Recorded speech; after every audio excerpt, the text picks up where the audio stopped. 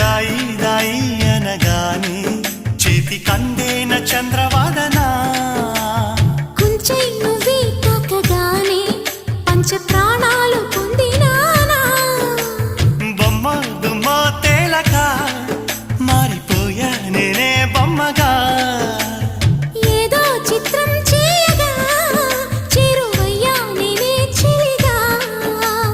రెప్ప మూసినా తప్పుకోనని కంటి పాప ఇంటిలోన ఏరి కోరి చేరుకున్న దీపమా అల్లం నేరేడు కళ్ళతానా